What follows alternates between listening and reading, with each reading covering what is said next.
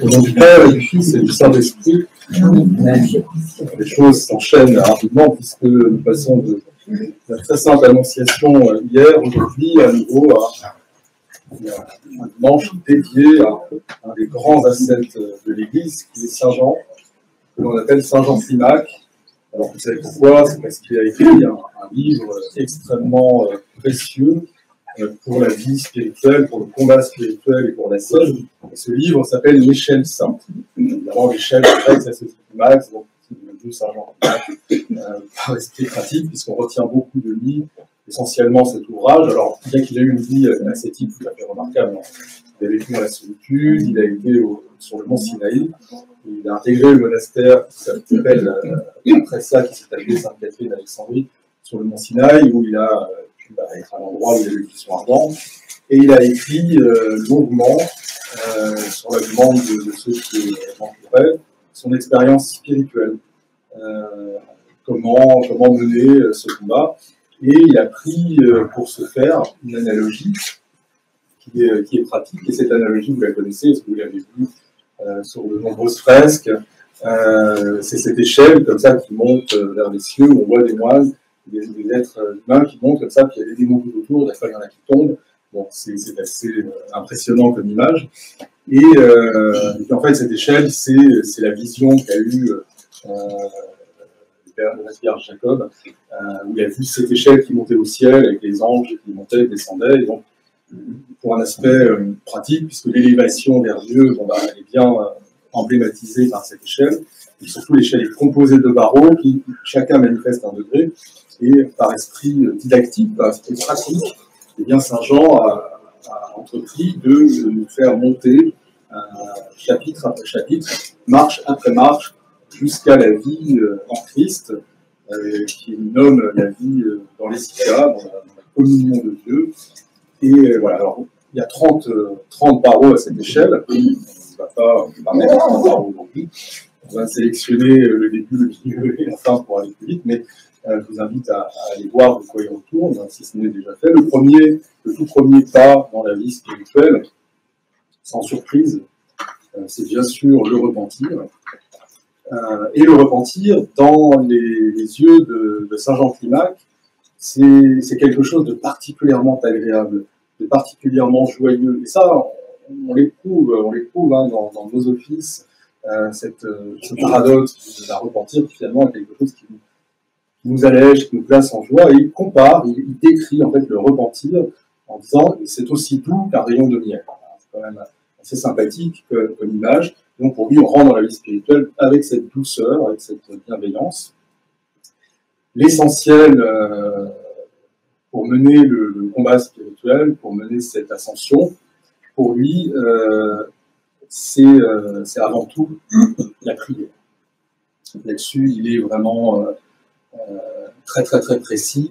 Et il va décrire d'ailleurs cette ascension spirituelle par deux voies qui va comparer chacun à des ailes. Il y a deux ailes. Il y a l'aile de la prière qui permet de s'élever avec l'aile de la foi, qui est essentielle aussi, et dont on va parler juste après. Pour lui, la prière, c'est de l'absolu. L'homme ne peut rien faire de plus haut que cela. Il va même dire que finalement, la prière, c'est l'atmosphère dans laquelle l'âme mène Dieu, et c'est Dieu qui peut tout en tout. Et il va même avoir une phrase assez sublime, je trouve, pour décrire la prière. Il donne une définition de la prière, et il dit la prière, c'est l'hypostase des choses espérées. Autrement dit, on peut comprendre que c'est l'incarnation, finalement, c'est une personne qui représente ce qu'on demande à Dieu, comme si c'était déjà existant. Donc, c'est assez extraordinaire comme vision des choses, et c'est ce qui va permettre de monter comme ça, graduellement jusqu'à la communion avec Dieu, dans le silence et dans l'amour. Donc la prière, outil essentiel pour gravir cette échelle ascétique. Et puis juste après, effectivement, comme je le disais, comme deuxième aile, il y a la foi. La foi, c'est quelque chose qui est en l'homme à la foi, automatiquement. Simplement, bien Saint Jean considère que cette foi, elle s'acquiert comme une énergie. C'est-à-dire que l'homme doit faire des efforts pour manifester sa foi qu'il a en Dieu, pour l'acquérir, pour l'augmenter. Il doit demander à Dieu d'avoir cette foi, comme tout à l'heure dans la péricope évangélique, ce père qui dit moi la foi dans ma croyance, on va y revenir.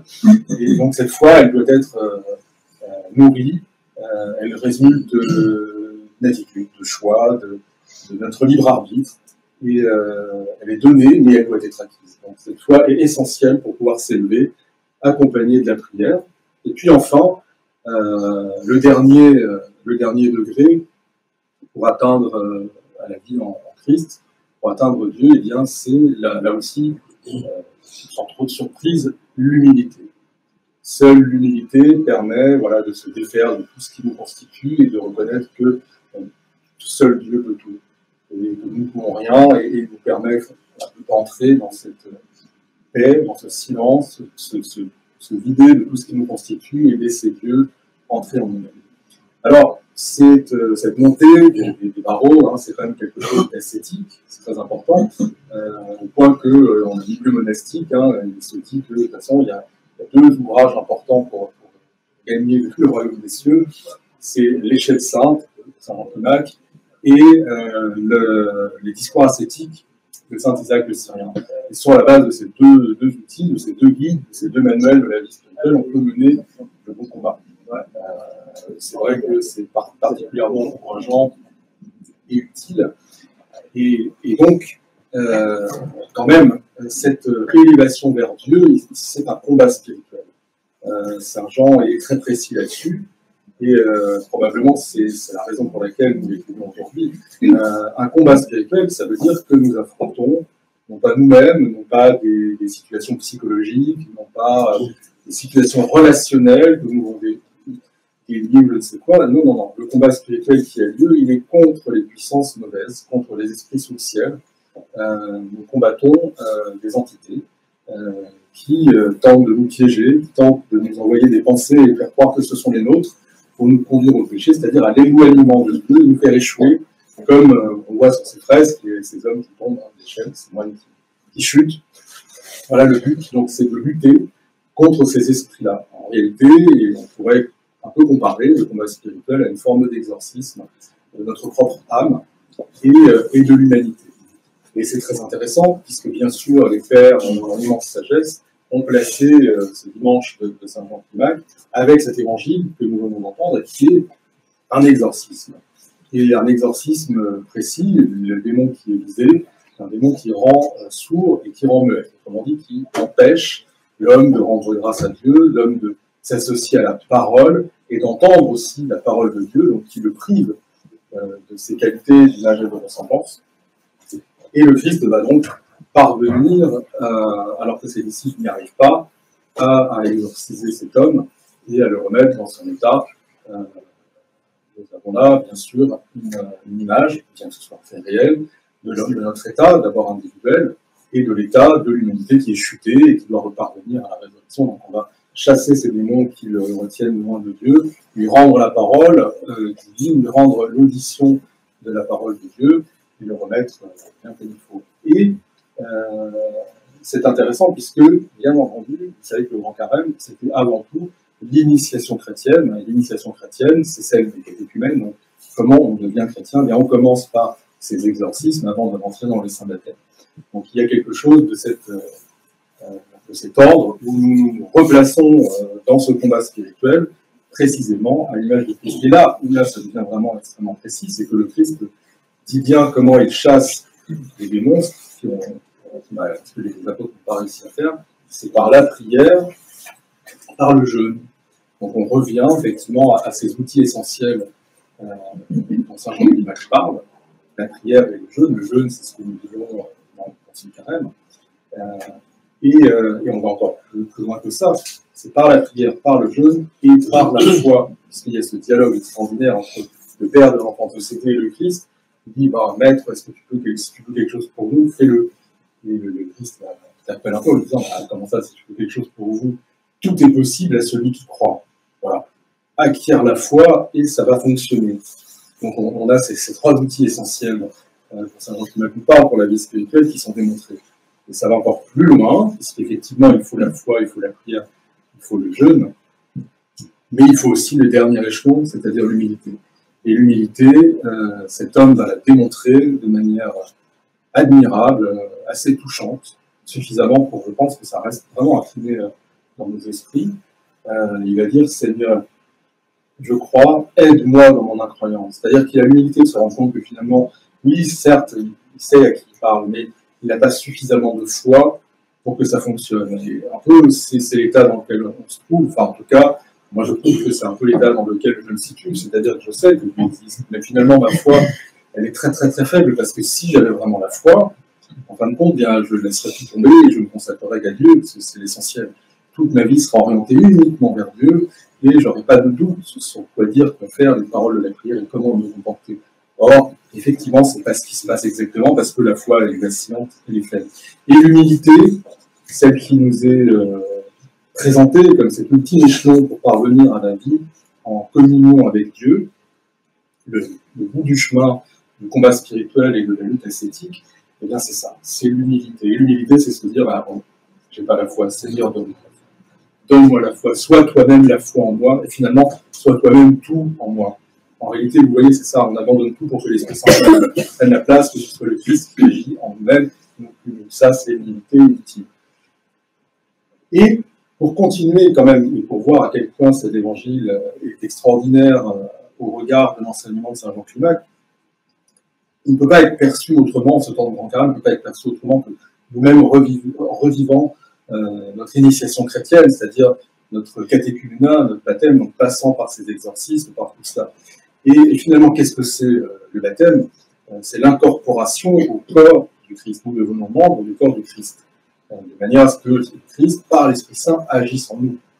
Autrement dit, quand on comprend ça, ce n'est pas nous, c'est pas moi qui jeûne, c'est pas moi qui demande la foi et qui est la foi, c'est pas moi qui prie tout seul, c'est pas moi qui me repens, c'est pas moi qui tente d'avoir de l'humilité en la demandant au Christ, c'est pas moi qui fais tout ça, c'est nous qui faisons tout ça.